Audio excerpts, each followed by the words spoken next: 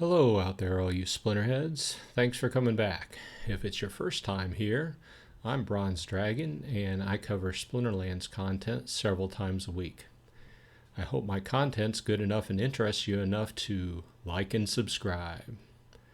So, with that said, this episode's topic is the newest SPS governance proposal that's up for a vote. For those new to the game, one of the benefits of staking SPS in the game is the fact that you can vote on various governance proposals. And what these are generally things that will change the game in some way. It could be the way the game is played. It could be the way investments go in the game, buying, selling, purchasing, investing, things of this nature. Either way, that's one of the benefits of investing SPS. So we'll go under the SPS tab up here, and we will see by the flag here under the Proposals tab that there is a proposal up for a vote. The current one is titled Price, Blood, and Power Stones in DEC. And if you click on the link, you'll go to the page, and it basically lays the whole thing out for you and explains what the proposal is. So let me take a step back for those new to the game and explain what blood and power stones are. If you go into the shop and go over to the guild tab all the way to the right, you will see that there are 4 items for sale in the guild shop. Okay. The Gladius case, which is your basically a pack of cards that is earned through doing brawls and earning merits. And it's got cards in it that can only be used in guild brawls, basically. Spyglass, and then you have bloodstones and power stones. Okay. The bloodstones and power stones are what we're talking about in this instance.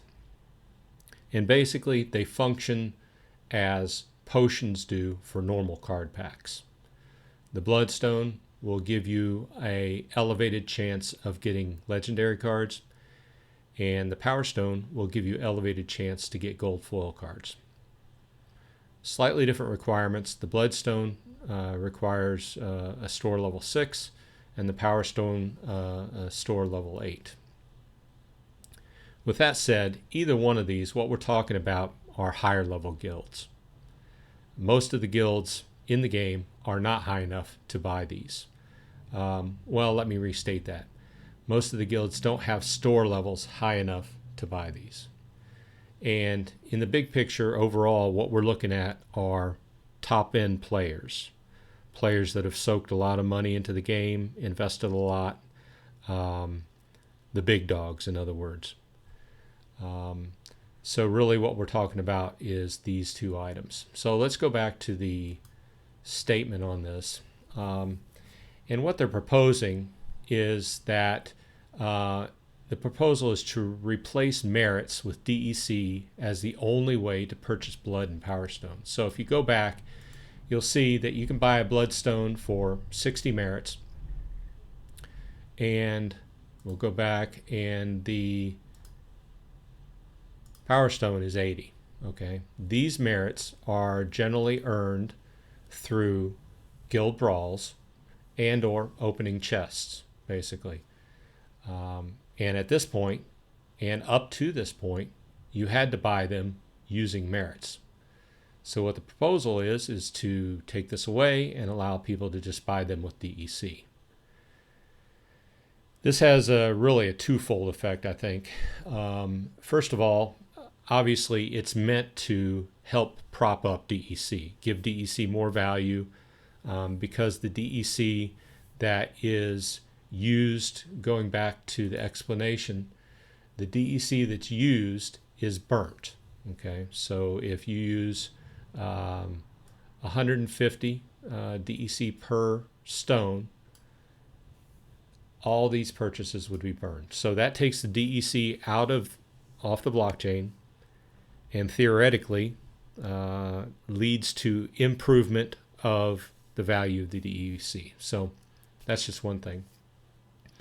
The other way to look at this is that it's just another way for high spenders to be big dogs. But that's really where the game is. That's the sole thing about the game is you spend money and you can, increase your power and have a much better chance at winning. So I'm not here to really argue that. That's really just, it is at its heart a pay to win game. So also in this statement here is the fact that, and they extrapolate, basically you can read through it. I'll include the link in the show description, but they extrapolate and kind of give a figure of 300K DEC would be burned every 2 weeks for people buying potions. So obviously it's a guess, it could be more, could be less, but another thing, the whole propping up DEC, giving DEC more value, that idea. Okay, they go on to say that they will not change the guild store levels that are required, and also the fact that they basically work like potions. So I'll include the link in the show description, as I said, for you to read through this. I'm still thinking about it. Once again, I don't think that my vote really has much weight because I don't, in the big picture of things, I don't have a lot of DEC that's staked. It's really the big players in the game that decide these votes because they have the heaviest weight, the heaviest amount of SPS staked. But I wanted to make you aware of that, and if you're a new player, I hope that helped out a little bit. And if you're a current player, I hope this was good information in case it was off your radar or something.